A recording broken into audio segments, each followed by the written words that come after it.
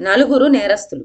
అక్బర్ పాదుషా సన్నిధికి ఒకనాడు నలుగురు నేరస్తులను విరిచికట్టి తీసుకువచ్చారు భటులు.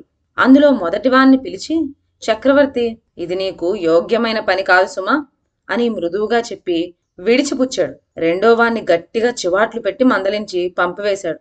మూడోవాణ్ణి భటుల చేత బలవంతంగా బయటికి నెట్టించేశాడు.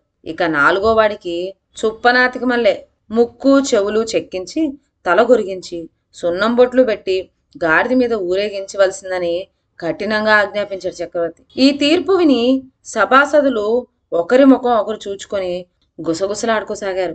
ఆరితేరిన న్యాయమూర్తులు సైతం తెల్ల మొగ్గలు వేశారు. ఏం నేర్పు, ఏం తీర్పు, ఏం సబబు, ఏం న్యాయం అని నలుగురు నాలుగు విధాలు అనుకున్నారు. మా తీర్పులో మీకేమైనా సందేహాలుంటే ఉన్నదున్నట్లు చెప్పవచ్చు, ఎంత మాత్రమూ బిడియపడకండి అని అభయమిస్తూ ప్రకటించాడు చక్రవర్తి.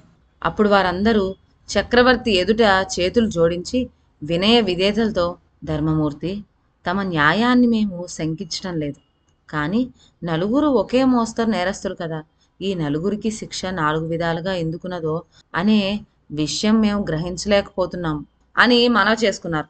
ఆ నేరస్తుల వెనుక 2 గూఢాచారులను ఏర్పాటు చేసి ఏం జరుగుతుందో వచ్చి చెప్పమన్నాడు అందరి ఎదుట చక్రవర్తి. వెళ్ళిన గూఢాచారులు 3వ రోజున వచ్చి న్యాయస్థానంలో హాజరయ్యారు. వాళ్ళు తెచ్చిన సమాచారం వినటానికి సభికులందరూ కుతూహలపడుతున్నారు. అప్పుడు గూఢాచారుల నాయకుడు ప్రభువుకి ఇలా మనవి చేశాడు. ప్రభు, ఏలిక మంచి మాటలతో మందలించి విడిచిపెట్టిన మొదటివాడు గౌరవహాని భరించలేక ఇంటికి వెళ్తూనే విషం తాగి మరణించాడు. గట్టిగా చివాట్లు తిని రెండోవాడు ఇల్లు వాకిలి తుదకు నగరం కూడా విడిచి పరారయ్యాడు. చెప్పు దెబ్బలు తిన్న నేరస్తుడు నాటి నుండి 10 మందిలోకి రావటం మానుకొని ఉన్నాడా లేడా అన్నట్లుగా కాలక్షేపం చేస్తూ ఉన్నాడు. పోతే ఇక 4గోవాడి సంగతి, అంటే ముక్కు చెవులు కోయబడ్డవాడి సంగతే చిత్రంగా ఉంది. గాడిద మీద ఊరేగింపు సంపరంగా జరుగుతూ ఉంది. ప్రజలు గుంపులు గుంపులుగా మూగి వాడిని లేవడి కొడుతున్నారు. ఆ సందడి చూసేందుకు వాడి పెళ్ళాం కూడా ఇంట్లో నుంచి యువతలకు వచ్చింది.